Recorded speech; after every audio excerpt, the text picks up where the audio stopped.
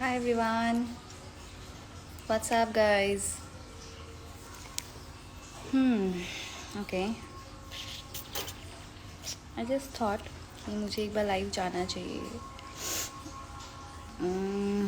I know many things are going on, like all those videos, chats, जिन्होंने देखे हैं, जिन्होंने ऑडियो सुने हैं, वीडियोस देखे हैं, people are very disturbed. I'm sure about it. Yes, I am disturbed. It's not only and only because Divya. I'm disturbed basically about those जो actually मतलब ये तो मैंने देखा है लाइक आई कुड से मेरे अपने के साथ इतना ज़्यादा हुआ है पर आई गेस हर दूसरे घर पे डोमेस्टिक वायलेंस होता है और ये आज भी इसीलिए होता है क्योंकि मैं अपनी बात नहीं कहूँगी, मुझ में तो बहुत हिम्मत है, आई नो दैट, बट जिन लोगों के पास हिम्मत नहीं है and I guess don't feel defended और ऑफेंडेड गाइज, बट लड़कियों में ज़्यादा हिम्मत होती है कहीं ना कहीं. I personally feel that to raise a voice against जो भी अनफेयर थिंग्स होती है. एंड सच्ची बताऊँ तो मैंने डोमेस्टिक वायलेंस बचपन से देखी है, बचपन से मैंने देखा है ये चीज़. कहीं ना कहीं हम इतने आगे बढ़ चुके हैं, हम 21st सेंचुरी में हैं, स्टिल समहाउ बहुत सारे घरों में, बहुत सारी जगह में, बहुत सारी जिलाओं में मेल डोमिनेटेड सोसाइटी है अभी भी. और male dominated society means I feel अभी जो दिख रहा है मुझे, इट्स लाइक कि तुम अगर किसी औरत पे हाथ उठा रहे हो, उसकी फैमिली को गाली दे रहे हो, बाहर एक्स्ट्रा मैरिटल अफेयर रख रहे हो, तो ही तुम्हारी जो मर्दांगी होता है, जो like I am a man, वो शायद कहीं ना कहीं तुम्हें, तुम्हारा जो मैन ईगो होता है वो शायद तुम्हारा सेटिस्फाई होता होगा. एंड सबसे सैड बात क्या है कि उनकी जो माएँ होती हैं या उनकी जो फैमिली मेम्बर्स होते हैं वो भी कहीं ना कहीं उनके बेटों को सपोर्ट करते हैं, जैसे कि दिव्या के केस में हमें दिख रहा है, जो भी हमने सुना है वॉइस नोट पे, ऑडियो नोट्स पे. तो this is sad. Now what to do with this. So मैं आज आपको 2-3 किस्से अपने पर्सनल लाइफ के सुनाऊंगी and you will get to know, you will understand exactly आप लोग को क्या करना है. And specially those girls who are into relationship और अब्यूज रिलेशनशिप, लाइक ऐसे टॉक्सिक रिलेशनशिप जहाँ पे मेंटली, फिज़िकली, इमोशनली आपको टॉर्चर किया जा रहा है, आप हैरेस हो रहे हो. Please please please, I know जो नेगेटिव चीज़ें होती है ना वो हमें ज़्यादा बांध के रखती है, हम निकल नहीं पाते, उससे हमें ज़्यादा तकलीफ़ होती है. But please think about your lifes because that is more important. जैसे लड़कों के पास कमी नहीं होती लड़कियों के पास भी लड़कों की कमी नहीं होती है. So please guys, please girls, move on from those toxic relationship. And जो शादीशुदा लोग हैं, जो शादीशुदा विमेन हैं, सबसे डिफ़िकल्ट उनके लिए होता है. वो अपनी फैमिली के लिए सोचते हैं, अपने बच्चों के लिए सोचते हैं, सोसाइटी के बारे में सोचते हैं, बिकॉज उनको सबसे ज़्यादा डर इस बात का होता है कि अगर वो आवाज़ उठाएंगे तो उनका साथ कौन देगा, कौन नहीं देगा. एंड डरने वाली भी बात है because I am seeing in Divya's case, I am seeing this in Divya's case. Divya के जितने भी सो कॉल्ड फ्रेंड्स थे जो दिव्या के घर पे घंटों बैठे रहते थे, कहीं से भी उठ के आ जाते थे मुंह उठाकर, और रहने की जगह नहीं होती थी तो दिव्या के घर पे जाके रहते थे, खाना खाते थे, पैसे लेते थे, जो भी था, जैसा भी था, दिव्या के साथ खड़े होने के दावा करते थे. पर आज वो सब लोग कहाँ हैं? मुझे तो कहीं नहीं दिख रहे हैं. मैं दिव्या के साथ उस टाइम नहीं थी बिकॉज दिव्या खुद कट हो गई थी, क्योंकि दिव्या को पता था मैं गगन के साथ उसके रिलेशनशिप को कभी नहीं एक्सेप्ट करूँगी, बिकॉज आई नो इट कि गगन का मोटिव गलत ही है दिव्या के लाइफ में आने का, बट दिव्या इतनी इमोशनल थी उस टाइम पे, वो समझ नहीं पाई और उसने धीरे धीरे अपने सारे फ्रेंड्स को कट कर दिया था। जो गिने चुने फ्रेंड्स को वो ये सब बातें शेयर कर रही थी, उसमें तो आई गेस ओनली निधि है जो ओपन हुई है, and rest I am not seeing anyone. So I can understand कि जब एक सेलिब्रिटी एक एक्टर के साथ, अच्छा यहाँ पे भी एक बात और ऐड करना चाहूँगी अभी क्या बोलूँ मैं, because I am also working in this industry only, right, but it's a selfish world guys, it's a very fake world।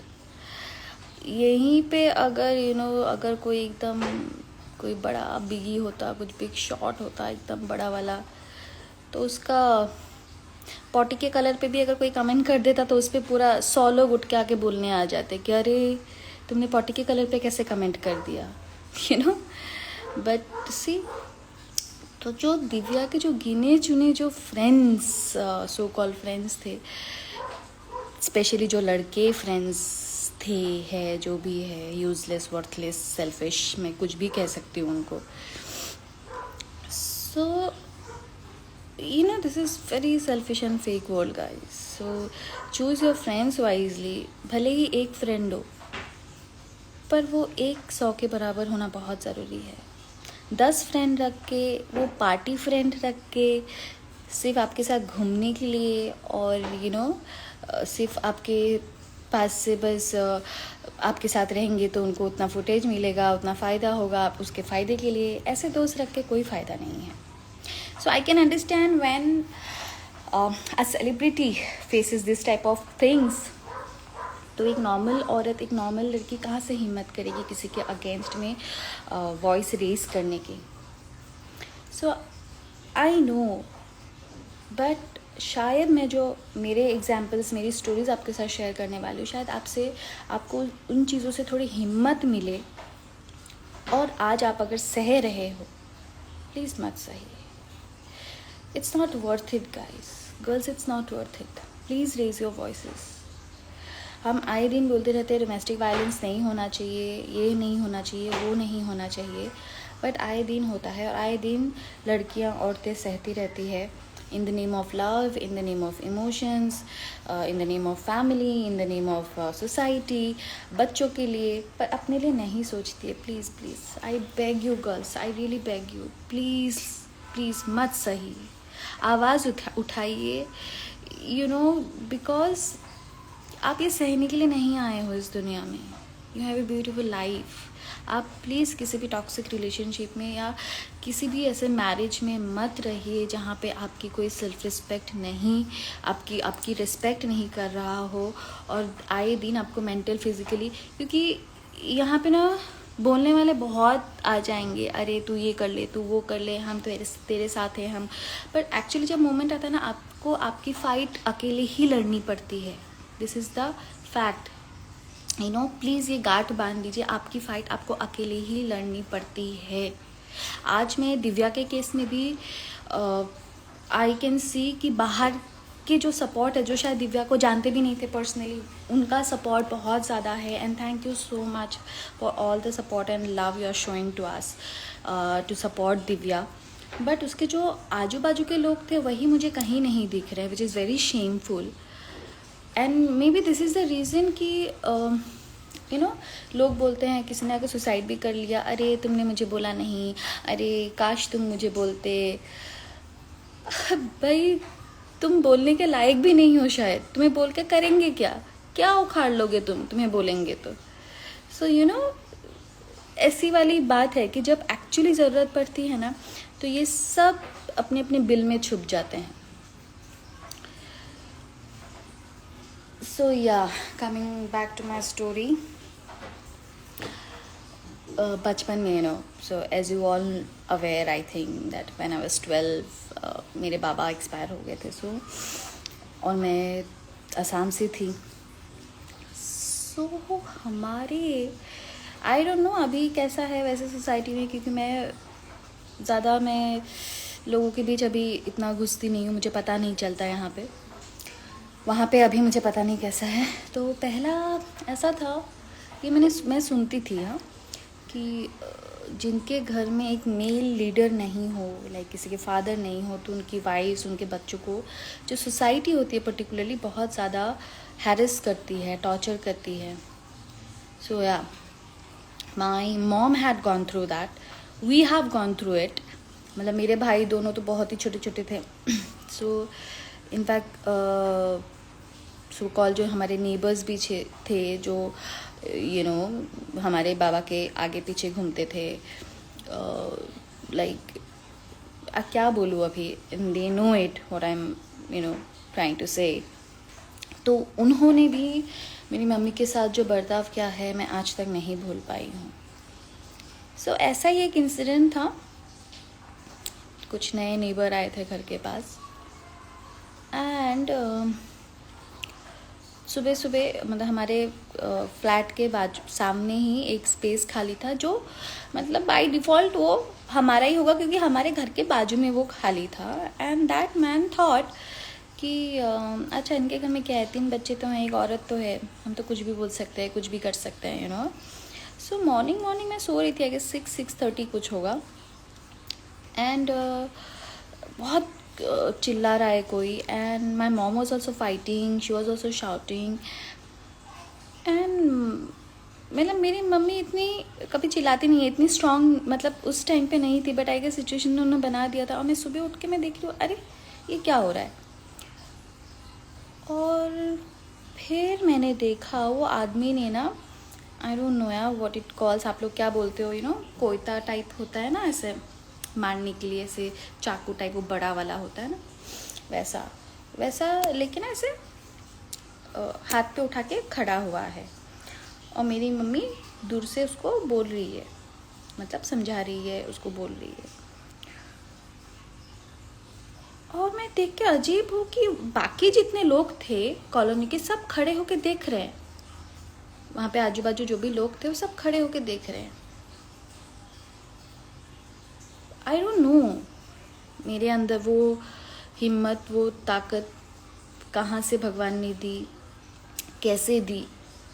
मैं हमेशा अपने बेड के नीचे ना वो सलिया होता है ना, तो वो हमेशा रखती हूँ, तभी भी रखती थी।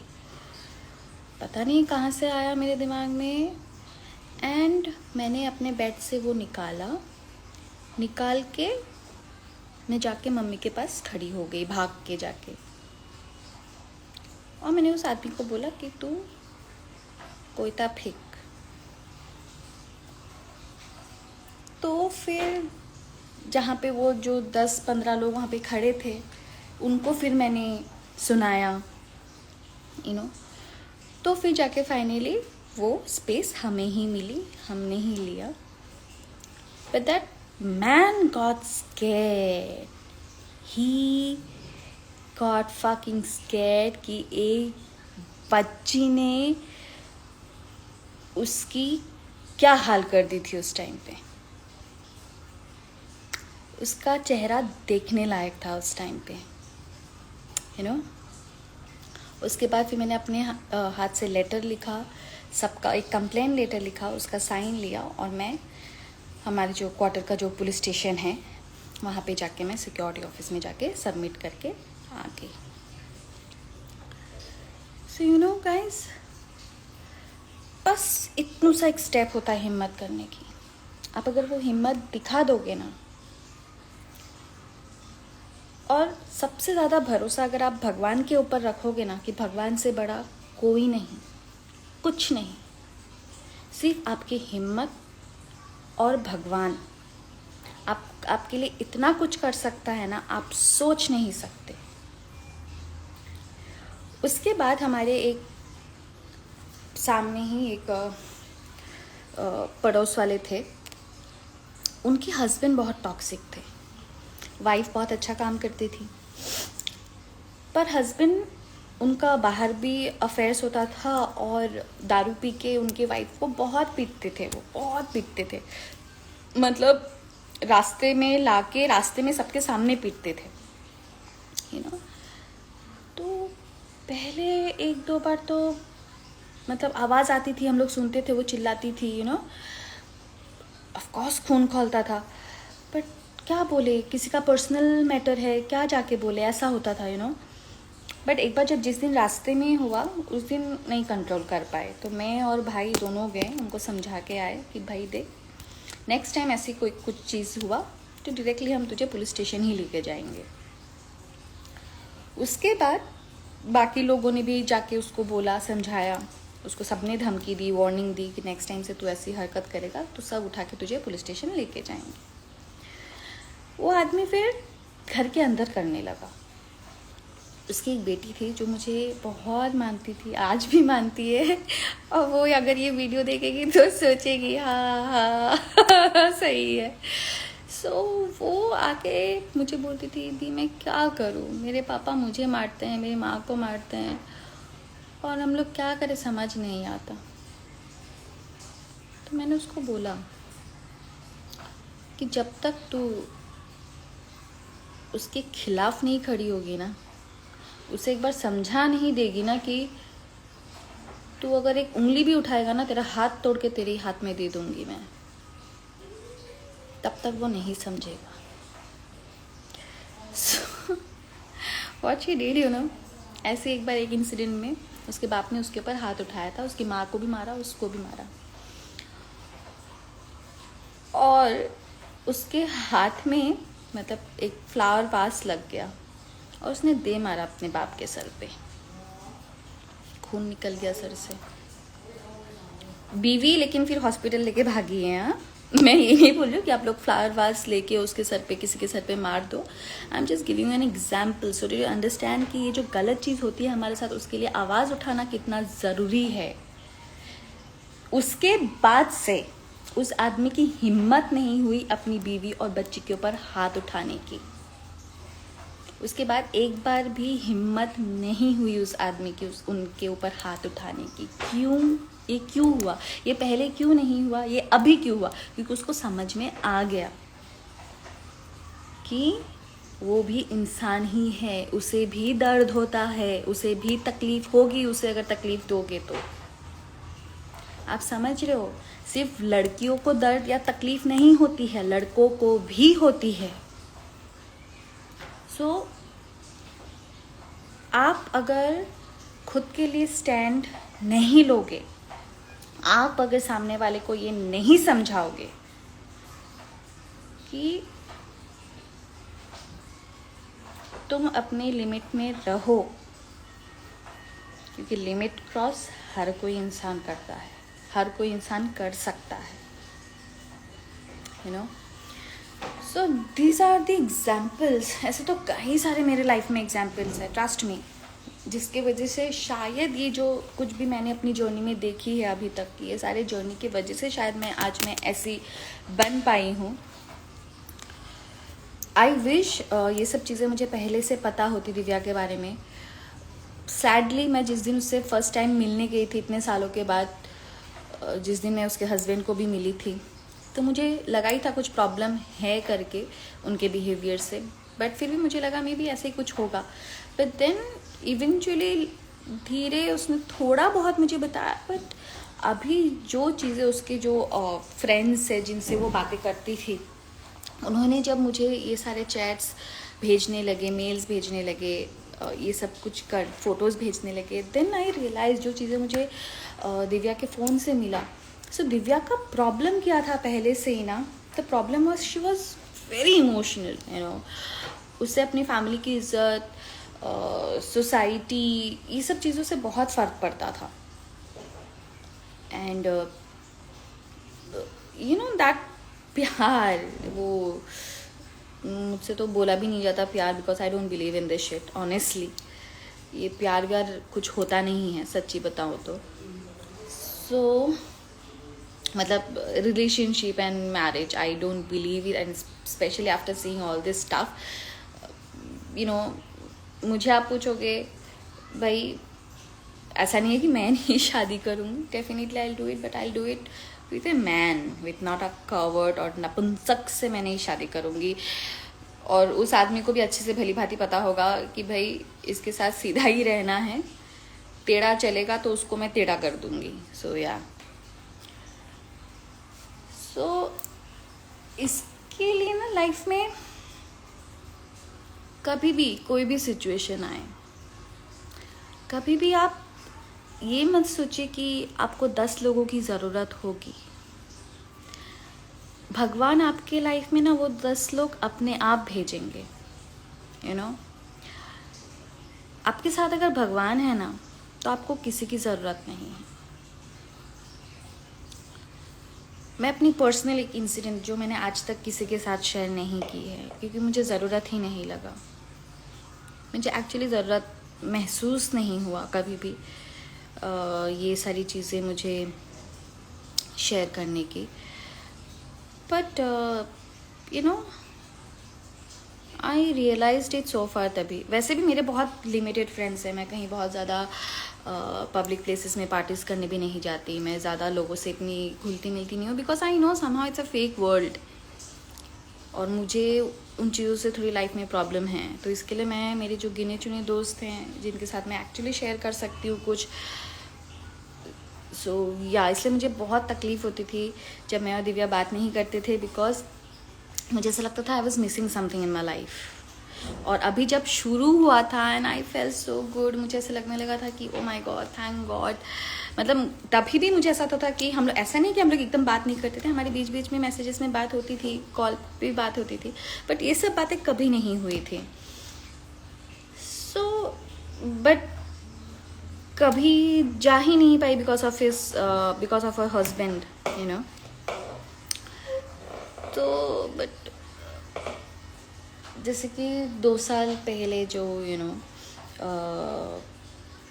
ये पूरा इन्वेस्टिगेशन चल रहा था वो केस के ऊपर, पुलिस वाला and everything. So you all guys know कि किस तरीके से वो दिखाया गया था, क्या दिखाया गया था. So it was just an inquiry, it was just an investigation, जहाँ पे मुझे सिर्फ क्वेश्चंस के जवाब देने थे, मुझे क्लैरिफाई करना था चीज़ें, राइट. बट उन चीज़ों को 360 डिग्री टर्न हो गया था, जहाँ पे कुछ भी सच नहीं था, कुछ भी सच नहीं था, 1% भी सच नहीं था. पर फिर भी कितनी सारी चीज़ें वहाँ पे अपने हिसाब से सबने लिख लिख के, बोल बोल के सब कर दिया था, सारे मीडिया वाले ने. मतलब मैंने हर किसी का न्यूज़ देखा है, हर किसी ने अपनी स्टोरी एक अलग तरीके से बनाई है.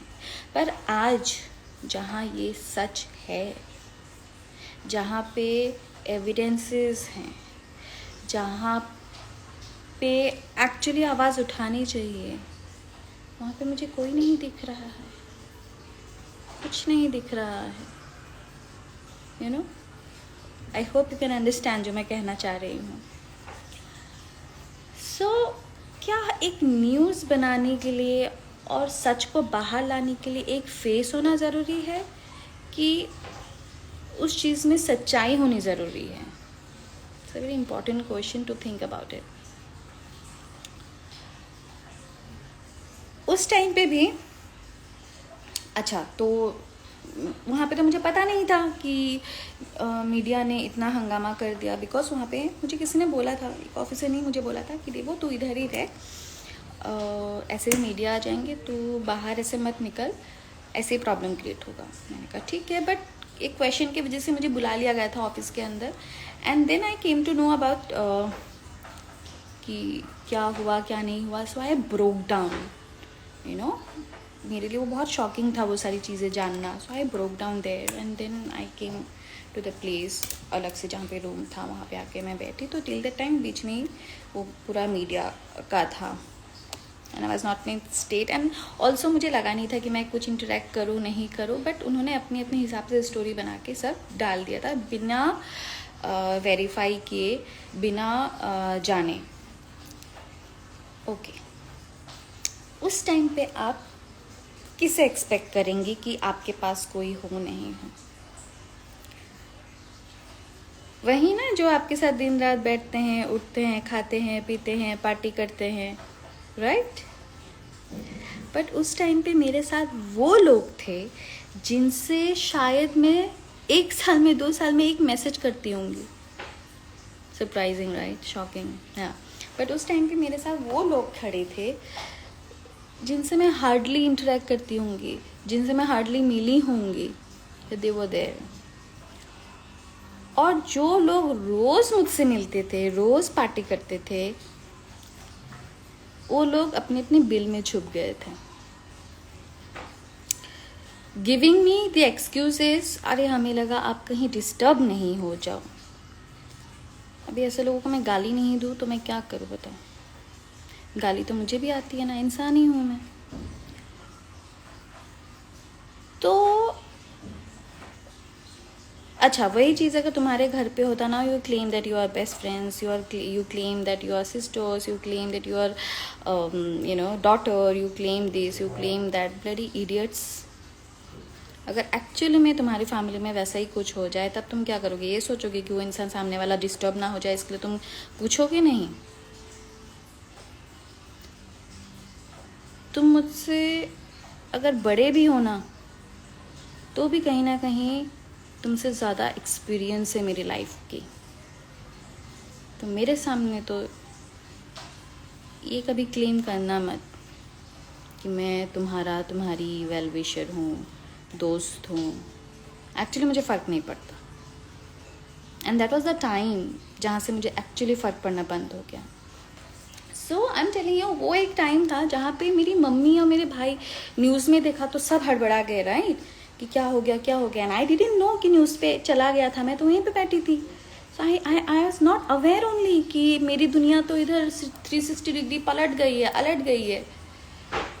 एंड देन वहाँ देख लो मेरी मासी, मासा, मेरा कज़िन भाई, लाइक अंडरस्टैंड, मेरा भाई खुद, मेरा जो कज़िन है वो लॉयर है, तो मैंने उसको तक कुछ नहीं बताया था, बिकॉज आई नो कि हाँ यहाँ पे कुछ है ही नहीं, हो जाएगा सॉर्ट, मैं क्यों घबराऊँ, घबराता कौन है? जब कोई गलत होता है तब वो इंसान हड़बड़ाता है, घबराता है। मैंने उसको नहीं बोला, he was shouting at me, यानी तूने मुझे बोला क्यों? मैंने कहा मैं क्यों बोलूँ भाई, जब कुछ हुआ ही नहीं तो मैं क्यों बोलूँ? I can fight with this, क्या है? सो उसके बाद मेरा फ़ोन ऑफ हो गया था, बिकॉज दिन भर वहाँ पे बैठी थी मैं, तो चार्ज नहीं कर पाई, तो मेरी मम्मी से मैं कनेक्ट नहीं कर पाई थी। उस दिन रात को मैं आई गेस 1:30-2 बजे आई, जिस दिन बाकी सब अरेस्ट हो गए थे, सब हो गए थे, मैं 1:30-2 बजे रात को आई घर पे। एंड आते ही फ़ोन ऑन किया तो देखा कम से कम 100 मैसेजेस, कॉल्स, बट वो सारे मैसेजेस और कॉल्स मेरे उन लोगों के थे जिनसे मैंने कभी उम्मीद ही नहीं रखी थी। You're getting my point. Please understand what I'm trying to say and help yourself. मेरी मम्मी भाई हम लोग कल सुबह ही आ रहे हैं, मैंने कहा मत आओ तुम लोग, ये हो जाएगा handle, nothing to get worried, मैंने उनको बोला कि मत आओ, but they thought that I will break down और मुझे कौन संभालेगा। मैंने कहा मैं ठीक हूँ, एंड थैंकफुली दैट टाइम मैं ये खुद को रोक नहीं सकती, I have to tell her name, that is Nirusha जी।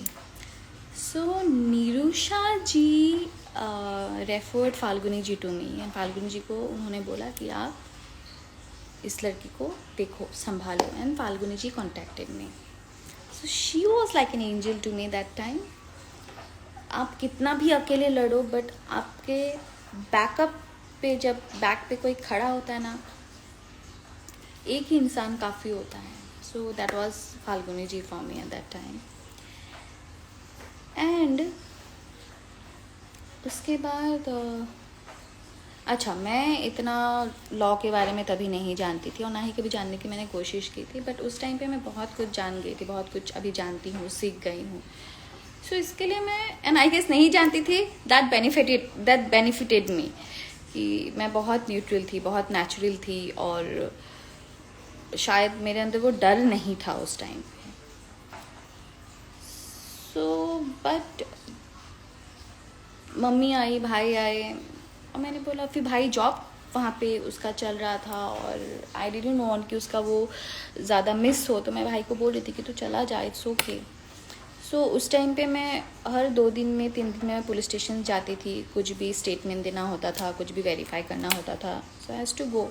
तो मेरा भाई बोलता था मैं चलता हूँ तेरे साथ, बट मैंने आज तक मैं भाई को लेके कभी नहीं गई। मैंने भाई को बोला नहीं, तू नहीं जाएगा, मैं चली जाऊँगी, मैं फाल्गुनी जी को बुला लूँगी, so she will be there, I will handle it. And then मैं गई तो आई डोंट नो, वहाँ पे ऑफकोर्स खबरीज होते हैं, तो हर बार वहाँ पे वो मीडिया वाले पहुँच जाते थे अजीब अजीब क्वेश्चंस करने के लिए। एंड देन उसके बाद उन्होंने ही मना कर दिया था कि देखो तुम मत आया कर यहाँ पे, खामखा ये इश्यूज़ होते हैं यहाँ पे मीडिया के। तो फिर मेरा जाना बंद हो गया था, मैंने जाना बंद कर दिया था। उसके बाद मम्मी थी थोड़ी दिन, and I was like mummy वो it's okay, I will handle it, if there is work in, मतलब वहाँ पे घर पे कुछ काम है तो आप जाओ, मैं हैंडल कर लूँगी, इट्स ओके। सो मम्मी को भी कुछ अर्जेंट काम था उस टाइम पे, तो 1 महीना रह के मम्मी भी चली गई थी। सो आफ्टर दैट सबको ये जानना था कि मैंने अकेले वो टाइम कैसे फाइट किया। बट मैं सच बताऊँ, मुझे फ़र्क ही नहीं पड़ा। In fact I fail so good about it, because मैं एक बात समझ गई कि आपकी मदद आप जब तक खुद नहीं करोगे, आपकी लड़ाई आप जब तक खुद नहीं लड़ोगे, कोई नहीं आएगा। और जिस दिन आप उतनी इंडिपेंडेंट हो गई, फिर आपकी ज़रूरत दुनिया को होगी, दुनिया की ज़रूरत आपको नहीं होगी। एंड स्पेशली जो फेक फ्रेंड्स हैं आपके, जो आपके सेल्फिश फ्रेंड्स हैं, वो जब आपके लाइफ से कट हो जाएंगे ना, आपकी लाइफ वैसे ही अच्छी हो जाएगी। सो यू नो गाइस, हमारे अंदर इतनी ताकत है ना, इतनी क्षमता है ना, कि आप सोच नहीं सकते। बस उस शक्ति को, उस ताकत को, जैसे हर एक चीज़ को नर्चर करना होता है ना, वैसे ही आपकी शक्ति को, आप उस चीज़ को जानो। आप एक आवाज़ उठाओ, आप एक बार आवाज़ उठाओ, आपको दिखेगा कि सामने वाला, अगर सामने वाला का पिच यहाँ पे है और आप यहाँ पे हो, आप यहाँ से एक कदम यहाँ पे आओ, ये सामने वाला यहाँ से यहाँ आएगा। और या तो फिर ऐसा हो जाएगा, या तो फिर इक्वल हो जाएगा, या तो फिर ख़त्म। बट इनमें से कोई एक घुटेगा नहीं या मरेगा नहीं। Hope you are getting it guys, what I am saying. क्योंकि मैं बहुत टाइम से सोच रही थी आप सबके साथ बात करूँगी, शेयर करूँगी, बट सिचुएशन इज़ सच कि मैं शेयर नहीं कर पा रही थी, तो आज सोचा मैं कर लेती हूँ। So hope you understand what I am trying to say. So हर एक चीज़ का इलाज है, पर डर का नहीं है। सो आपके डर से आपको खुद को ही लड़ना पड़ेगा, और जब आप लड़ोगे ना, तो आप जीतोगे ही। बस खुद पे भरोसा रखिए, भगवान पे भरोसा रखिए, और अपने कर्मों पे भरोसा रखिए। अगर आपके कर्म अच्छे हैं, आपके इंटेंशंस अच्छे हैं, तो आपको दुनिया की कोई भी ताकत नहीं हरा सकती है। आपको 100 लोगों की ज़रूरत नहीं है आपके साथ, आप अकेले काफ़ी हो। और आपके पीछे अगर एक सही आदमी हो ना, तो पूरी ज़िंदगी आपके लिए काफ़ी है। सो अंडरस्टैंड डोमेस्टिक वायलेंस, उसके लिए प्लीज़ प्लीज़ प्लीज़ खिलाफ स्टैंड लीजिए। जिनके साथ हो रहा है, सोशल नेटवर्क मीडिया इतना स्ट्रॉन्ग है आज के दिन पे, कोई भी इंसान 2 मिनट में एक्सपोज हो सकता है। तो प्लीज़ एक्सपोज दोज पीपल। ये जो हम इतना इंस्टाग्राम, फेसबुक, ट्विटर में हम चैट्स डाल रहे, वीडियोस डाल रहे हैं, it is only and only because कि दुनिया को पता चले कि एक्चुअली क्या होता है डोमेस्टिक वायलेंस, कैसा होता है डोमेस्टिक वायलेंस। एक औरत, एक लड़की किस तरीके से एक सिचुएशन से गुज़रती है, बिना कुछ बोले, बिना आवाज़ उठाए। ये तो सिर्फ दिव्या है कि आज हम दिव्या के बारे में बात कर रहे हैं, पर ऐसे कितनी सारी लड़कियां और औरतें होंगी जो आज भी घुट घुट के जी रही है और वैसे ही मर जाएंगी, और कोई आवाज़ उठाने वाला नहीं होगा। सो प्लीज़ प्लीज़ प्लीज़ आवाज़ उठाइए। This is my humble request, I beg you girls, please आवाज़ उठाइए, प्लीज़ एक्शन लीजिए।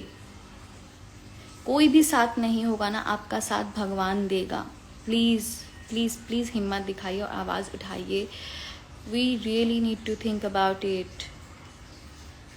बहुत सारे पढ़े लिखे लड़कियां हैं जो डोमेस्टिक वायलेंस के शिकार बने हुए हैं, जिन्हें मैं पर्सनली जानती हूँ, but they have taken their own decision, they moved on in life, they left that man behind. At least उतना कीजिए खुद के लिए, एटलीस्ट उतना कीजिए। खुद की सम्मान, खुद का जो विश्वास है उसे मत तोड़ने दीजिए किसी भी एक ऐसे इंसान को जो कि मर्द कहलाने के भी लायक नहीं होते हैं, वो नपुंसक होते हैं। So please guys, please please, जो मैं बोल रही हूँ इस बात को समझें, इस सेंटिमेंट को समझें। एंड यस, लास्टली मैं एक रिक्वेस्ट करना चाहूँगी, प्लीज़ मेरे वीडियोस यूट्यूब में डाल के मोनेटाइज मत कीजिए। This is a very sensitive issues and please understand the purpose behind the videos I am making, और मैं जो भी बोलती हूँ,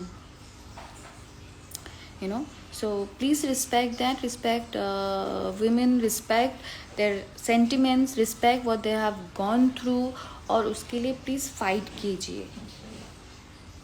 दिव्या जैसी लाखों दिव्या होंगी जो आज भी हर एक दूसरे घर में ये सफ़र कर रही है। प्लीज़ ये सफ़र मत कीजिए, इसके खिलाफ आवाज़ उठाइए। आप उठाएंगे तो ही, बोलते हैं ना कि help yourself first, then only God will help you. So please, so yes, I try to share few more things with you guys, पर अभी मुझे लेट हो रहा है, अभी मुझे जाना है। And soon I will come and I will share more things, but till that time please take care. और जो चीज़ें मैंने आज शेयर की है आपके साथ, प्लीज़ सोचिएगा। एंड अगर ऐसा कोई भी आप लोग को लगे कि आप लोग मेरे साथ शेयर कर सकते हो, जहाँ पे आप कुछ फेस करो, प्लीज़ ऐसे वीडियोस बना के मेरे साथ शेयर कीजिएगा, मुझे टैग कीजिएगा। I will definitely try to help you guys. Thank you.